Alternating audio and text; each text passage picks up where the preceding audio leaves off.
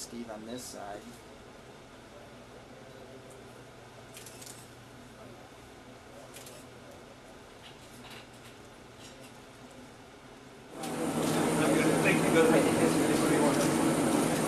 Hey man, if you do 30 miles an hour with 150 watts, it's great. This is going to make the Pamela Anderson and Tommy Lee video look like child's play. Did you hear that story? No. I stuck with this seat for years. Everybody made fun of me. I'm telling a story. And I was like just riding for fun. I'm like, Dave, I need some new seats. We call them. They go, yeah, those are $100 a piece. Like I rode that shitty seat for 10 years. Everybody made fun of me, and now they're $100 a piece.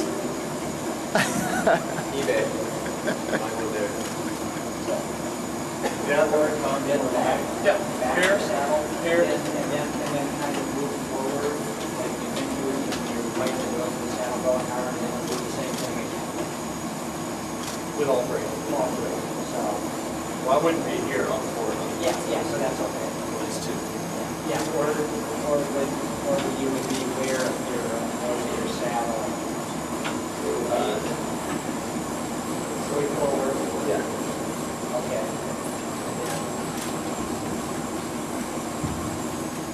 You get somebody gonna talk to me?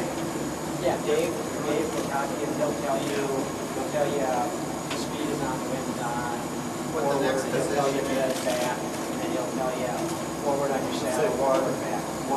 Position one, yeah. All right, tell us the roll. Okay, Lance Tunnel's coming on. Go ahead and start pedaling. So we started their baseline run 201. At some point, we get a business card from you.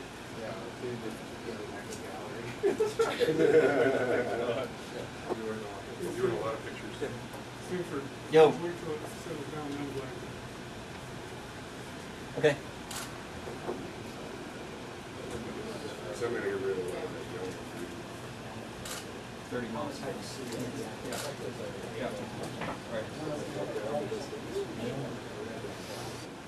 the wind actually on right now? Yeah. 30 miles an hour. 30 miles an hour. Okay, Lance, you got that. Now choke up halfway. This will be the next run. Choke up halfway. And you can see some. 202. Is that where you want him, Steve? Yeah, that's good. Is that it? Yeah, he's on the bend. I'll give it a few seconds, Frank. All right, 9. I'm here.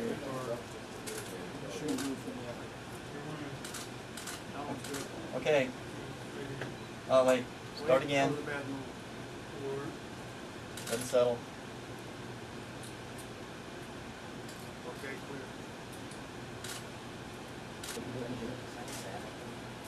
Okay, Lance, you got that. Now choke up full choke. Run 203.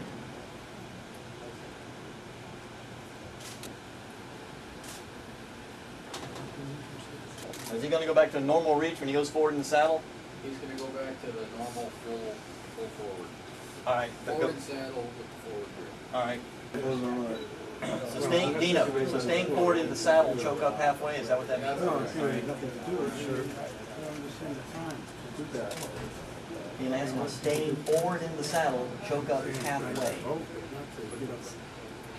205. Lance, can you slide forward in the saddle just a little bit and hold that position? Yeah, that's good. Okay, good. Hold that if you can. And that's now staying in the same spot in the saddle, choke up halfway. Halfway choke up, stay there. Stay as much as he can. Or as much as you can. Can't do it. Oh, he's hitting. Yeah, just as much as he can. All right, maybe just choke up as much as you can there. Can't? Yeah, he can't choke up. All right. Beating his knees up. All right. What do you want to do? That's it? Yep. Okay, Lance, we got it then. That's got it. You're lying.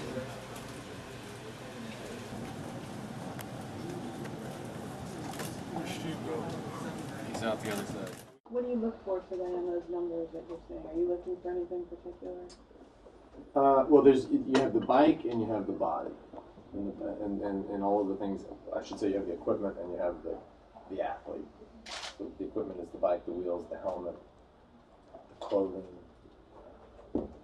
all of that, sunglasses, everything part of that package. And then you have the actual athlete, so how he sits on that bike, where his knees are, where his elbows are, where his hands are, how low or high his body is, or his torso is. So a lot of little factors you can tweak, and all the while, the interesting and the tricky thing is that you still have to pedal the bike. So you have a fast bike, that doesn't necessarily affect your power, but when you have an extreme position, for me it's hard to generate power. So we always try to find this perfect intersection of position and power. Let's chat a bit while we're here in the wind tunnel. Talking to Steve Head earlier before you came in. You and Steve have been working together for 20 years? Oh, long. I mean, triathlon days, right? God, how old am I now? 20. Steve Head, that crazy Steve Head out there, gave me my first disc wheel when I was 15 years old, 22 years ago. Yeah. Doing triathlons and spending a lot of time in this area, ironically enough. But so I've known him for a long time and been friends and use the wheels. He helps with position. Mm-hmm. Kind of a mad scientist when it comes to that. Now that you're revisiting your original position from 2005, where do you take it from here in the wind tunnel? It's well, the rules have changed a little with the hand position and all that, but you've also seen positions change. Guys are going longer, narrower, and trying to kind of hide behind the hands a little bit. Right. Drop the chin to the hub, look through the upper part of the eye, and really get that whole thing out of the way. Right. Your head, your helmet, everything out of the way. All the while you have the limit on the fore and aft on the seat, which you can kind of get around a little bit with a shorter seat, but there's limits on the size of the length of the seat. Right. So just trying to get all of this right, and then I have, this. Most people have a pretty flat back. I have which I probably saw. I have this hump in my back. So you gotta, and I can't rotate my pelvis to straighten it out. I don't know. I probably had bad posture my whole life or something, but so just try to make that all work. Mm-hmm. But I will go longer, narrower, and more, more behind the hands a little bit if I can. Which you probably saw this weekend. Right. This weekend looked a lot different than what I had before. Is the bike itself much different than 2 years ago? That bike is, the bike that I rode this weekend and the one that's in there, the white one even, is the same as 05. But there's a new bike in development that will be significantly faster. That you will ride this summer? This winter? This winter, I don't know. Hopefully before this winter. Where are we now? I mean, it's in Almost. Fall. the spring. Hopefully by spring. So not in the January, February? I don't, you'd have to ask them. I don't know. You're not one to make big changes real fast, obviously. Well, we can change the bike and all that, but the position takes adjustment to make. You have to train that. You have to be confident. You really have to be confident in that. Like Saturday, I tried a whole new position: seat back, nose of the seat up, elbows very narrow, and bars low, and I couldn't pedal the bike. Yeah.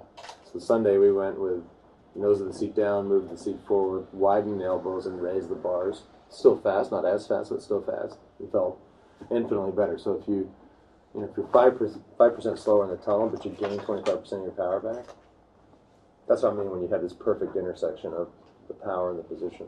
So it's different than previously in the Tour de France, or anything. This position on Saturday and Sunday. Yeah. Big difference.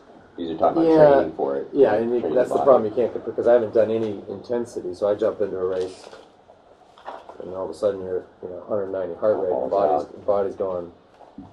What's up with this? The only thing I've done is a few mountain bike races, across Vegas, which is intense. And then we traveled. We were in Denmark Thursday and Friday. Came home, so the body was also tired from that trip. So, just want to ask you a question about Linus Gerdeman's comments about you being part of that old generation. I mean, what do you have to say to respond to something like that? I don't even know who that is. Good, that's a good answer. But he made these comments basically saying, you're part of the old generation. Mm-hmm. We don't really want you back in the sport. Why are you coming back to race? Well, I am older, and I am part of the older generation.